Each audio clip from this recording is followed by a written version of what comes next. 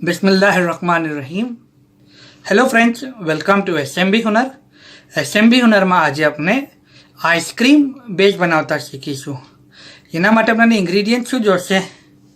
1/4 cup milk powder, 1/4 cup powder sugar અને half table spoon cornflour, અને આપણાને 280 ml milk જોશે। આના માટે આપણે આ આઈસ્ક્રીમ બનાવી રહ્યા છે બેઝ, એના માટે આપણે મેઝરિંગ કપ્સ અને મેઝરિંગ સ્પૂન યુઝ કરવાના છે।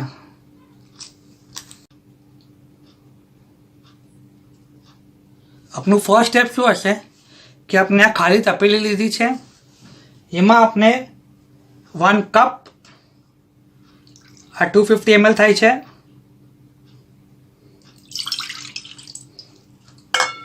Plus 2 table spoon 15 ml each, 1 cup plus 2 tablespoon cow's milk। આમાં આપણે cornflour, milk powder, powder sugar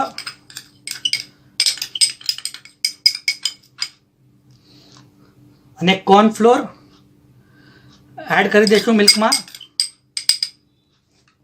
બરાબર મિક્સ કરશું।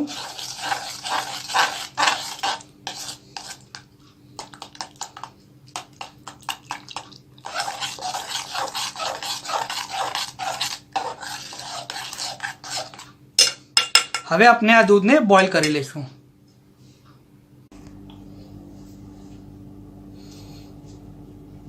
આપણે આ દૂધમાં મિલ્ક પાવડર, કોર્નફ્લોર અને પાવડર શુગર મિલાવી દીધું છે, અને આપણે આને બરાબર મિક્સ કરી દીધું છે કે પાવડર શુગર બધું બરાબર મિક્સ થઈ જાય। હવે આપણે નેક્સ્ટ શું કરશું કે આપણે આને લો ફ્લેમ પર આને આપણે કરશું। લો ફ્લેમ પર, ફ્લેમ લો છે, અને આપણે કન્ટિન્યુ સ્ટર કરવાનું છે। કન્ટિન્યુ સ્ટર કરવાથી શું થશે કે આ અંદર જે પાવડર શુગર છે, મિલ્ક પાવડર છે, એ નીચે જંપાઈ નહીં જાય। અગર નીચે જંપાઈ જશે તો બ્લેક થઈ જશે। આપણાને કન્ટિન્યુ સ્ટર કરતા રહેવાનું છે, અને આપણાને 1 બોઇલ તક લેવાનું છે।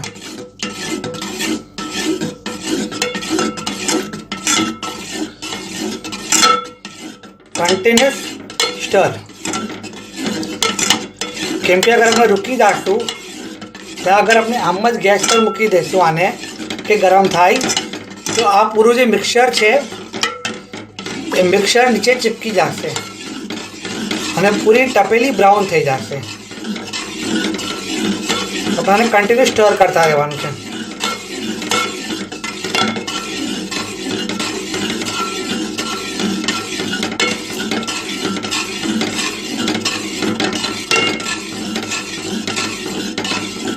अगर આપણે સ્ટર નહીં કરીએ તો આમાં જેટલું બી મિક્સર છે, પાવડર શુગર, મિલ્ક પાવડર અને કોર્નફ્લોર, એ નીચે ચીપકી જશે, અને આપણું જે વેસલ છે, આ ટપેલી આપણે લઈ રહ્યા છે, પૂરી બ્રાઉન થઈ જશે, નીચેથી પૂરું બળી જશે।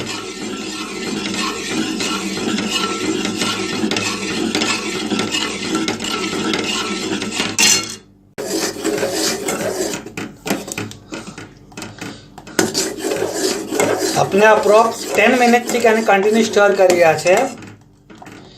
ઓકે, હવે આપણે ગેસ બંધ કરી દઈએ। આની કન્સિસ્ટન્સી ઠીક થઈ ગઈ છે, જો।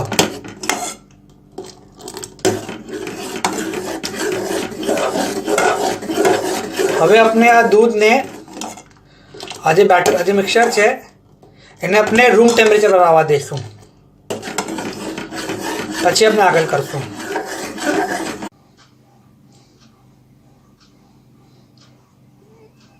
આ આપનું મિલ્ક છે એ ઠંડુ થઈ ગયું છે।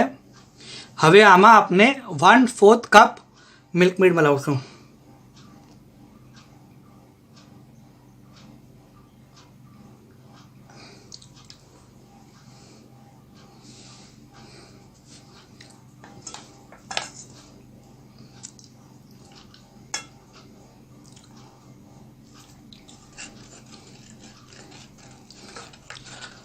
બરાબર મિક્સ કરી લઈશું અને આને સાઈડ પર મૂકી દઈશું।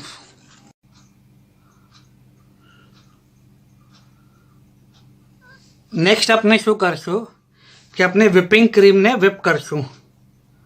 आ अपने अप्रोक्स 310 ml लीधुं छे या मेजरिंग कप में जोईए तो 1 कप प्लस 1/4 कप।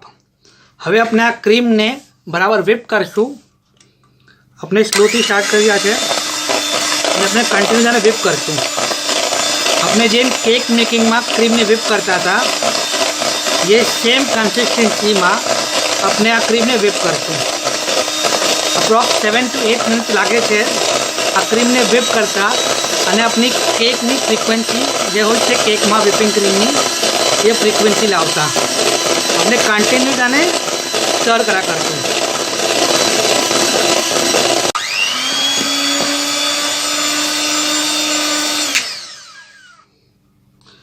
जो आ आपनु विपिंग क्रीम तैयार है। हवे अपने आ विपिंग क्रीम में आपनु आज मिल्क मेडनु मिक्सचर है मिल्क प्लस मिल्क मेडनु मिक्सचर है એને આપણે આમાં નાખશું અને અગેન 30 સેકન્ડ માટે આપણે આને બીટ કરશું।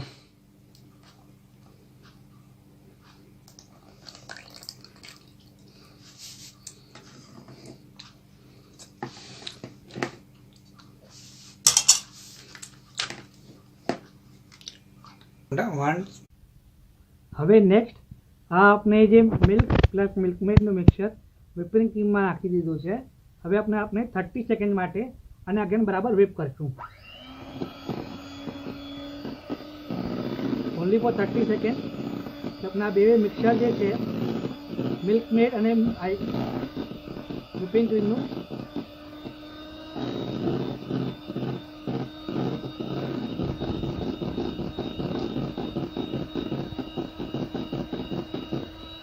सेकंड માટે આપણે બરાબર વિપ કરશું।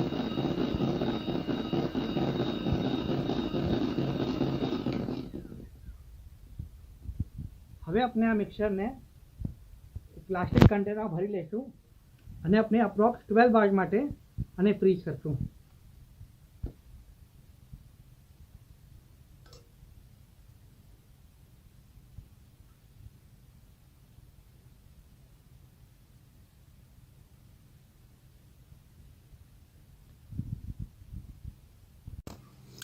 अपने आ आइसक्रीम अने कंटेनर भरी लीधुं छे। हवे अपने आ कंटेनर बराबर बंद करशुं अने 12 hours माटे आने फ्रीजर में मूकी देशुं।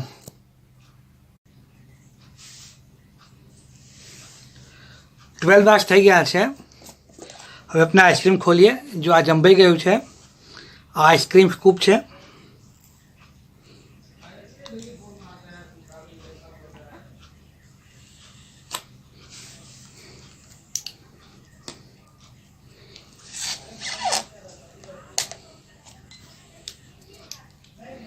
અને આ આપણી આઈસ્ક્રીમ રેડી ટુ ઈટ છે। Thank you.